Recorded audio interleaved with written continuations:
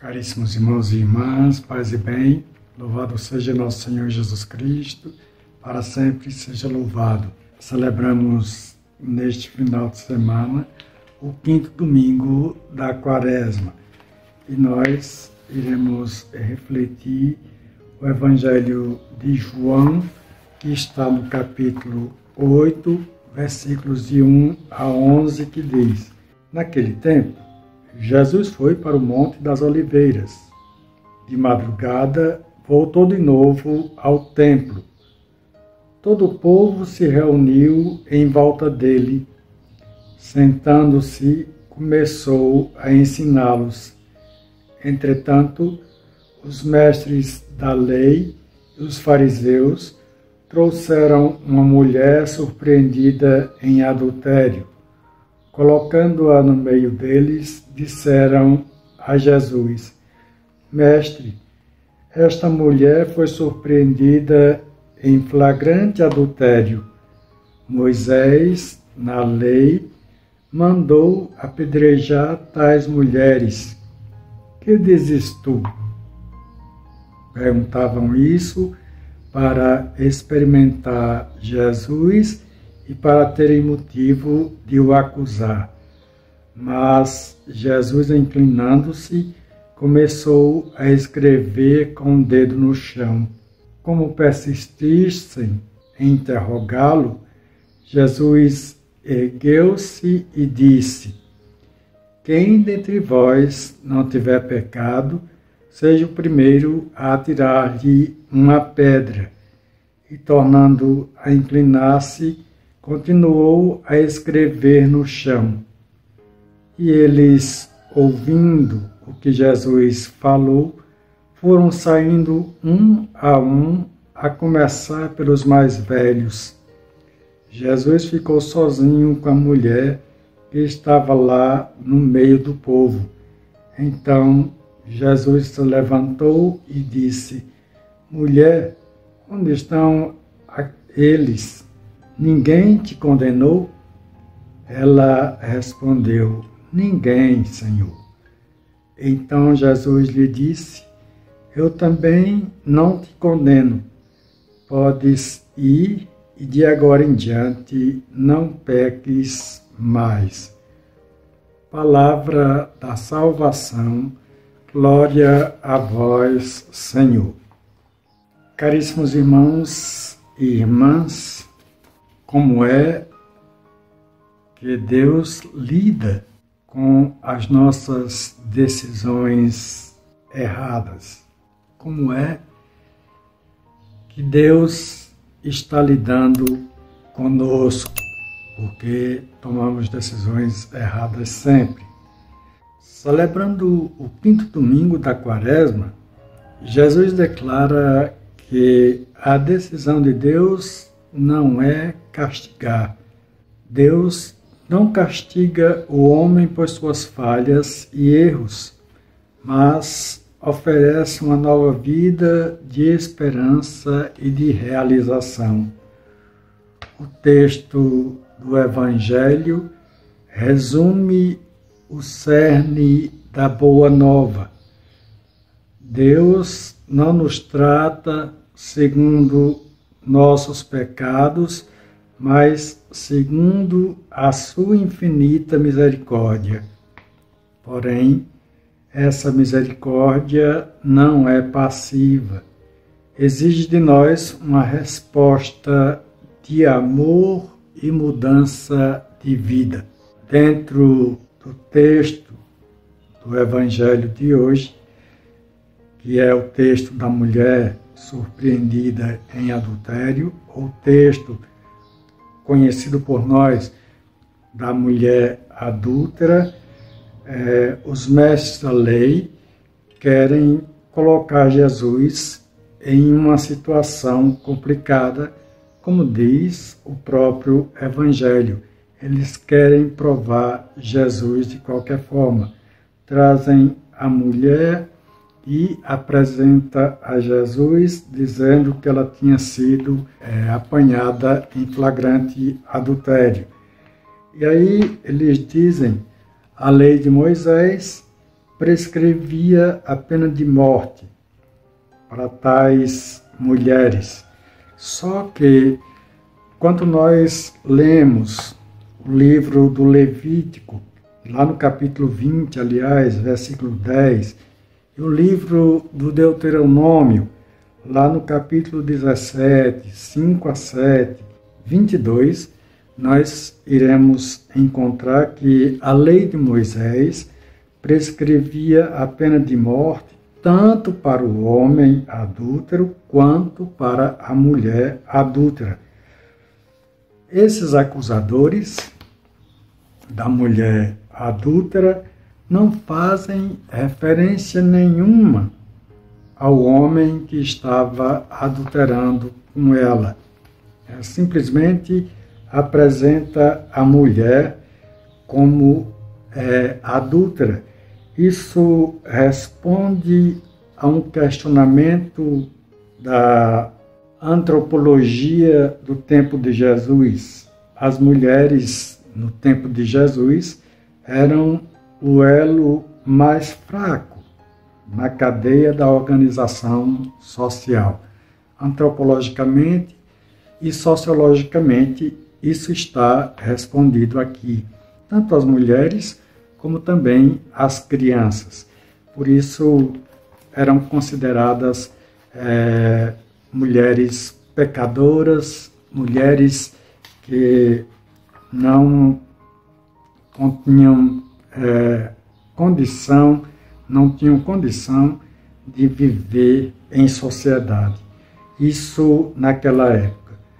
O Império Romano, dentro das questões do flagrante adultério, o Império Romano proibia aos judeus de aplicar execuções sem autorização. Efetivamente, se Jesus optasse pelo apedrejamento, seria acusado de subversão. Se Jesus perdoasse ou optasse por clemência da mulher, seria acusado de contrariar a lei e de fazer da lei uma letra morta. Então, existiam os dois lados que eles queriam fazer com que Jesus chegasse realmente a um escorrego, né? E Jesus perderia aí a sua condição de Messias, a sua condição messiânica, porque mandou apedrejar uma mulher.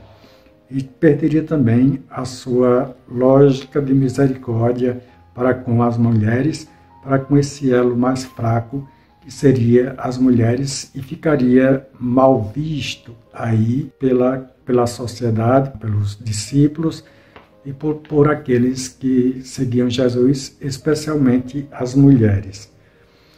Ao escrever no chão, Jesus passa a escrever no chão, quando eles apresentam a mulher adúltera, Jesus passa a escrever no chão, e Jesus queria com isso ganhar tempo, mas há quem ache que Jesus escrevia a sentença que ia proferir. Outros ainda pensam que Jesus escrevia os pecados dos acusadores, né?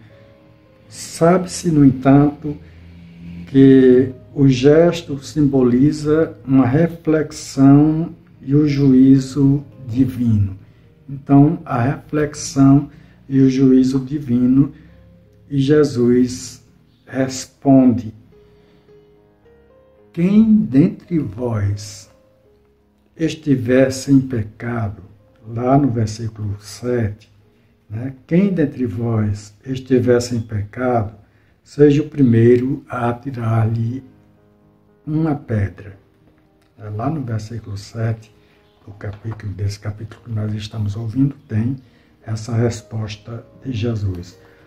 E os acusadores da mulher se retiram, reconhecendo sua própria fragilidade. O texto diz que eles vão se retirando, a começar pelos mais velhos. Os mais velhos são aqueles que têm consciência de seus pecados, consciência da sua fragilidade, consciência da sua condição humana e se retirando, vão reconhecendo de fato que são também pecadores, que são adúlteros.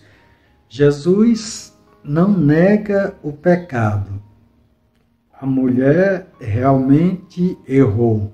Não só a mulher, quanto o homem que também foi apanhado em flagrante com a mulher. Eles erraram. No texto não narra só a mulher, mas eles erraram. Mas mostra que ninguém é digno de condenação, ou ninguém é digno de condenar outrem sem reconhecer sua própria necessidade de conversão. Ninguém é digno de condenar a outra pessoa sem reconhecer a sua necessidade de conversão. Esse texto é importante, né, e que nós devemos ter também para a nossa vida. Né? Ninguém é digno de condenar ninguém. Eu não posso estar apontando o dedo para ninguém. Né? A misericórdia de Deus não tem limites, mas quem deliberadamente recusa acolhê-la, recusa o perdão dos seus pecados. E aí nós iremos encontrar esse texto no Catecismo da Igreja Católica, lá no capítulo, no número 1847. A misericórdia de Deus, como já falei, não tem limites, mas quem deliberadamente recusa acolhê-la, recusa o perdão dos seus pecados. Jesus diz: eu também não te condeno.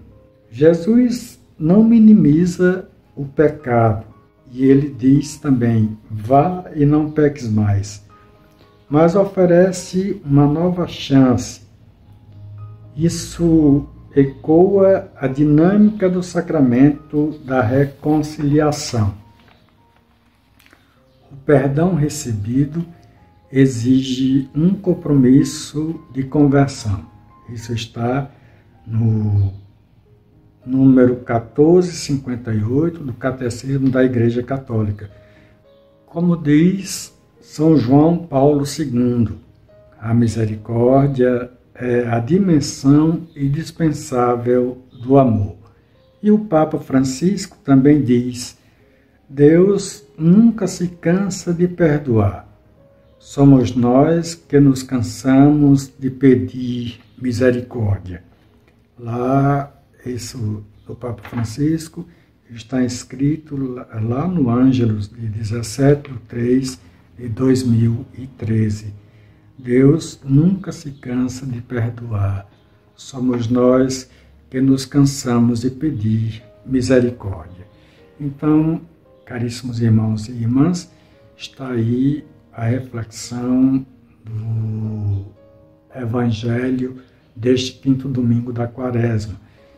E se você gosta dessa nossa catequese, desse nosso incentivo para seguir o chamado à conversão, o chamado à vocação, o chamado à vivência eclesial, clica nesse canal, dá o teu joinha, coloca o dedo aí no joinha e faz com que esse canal apareça para mais outras pessoas.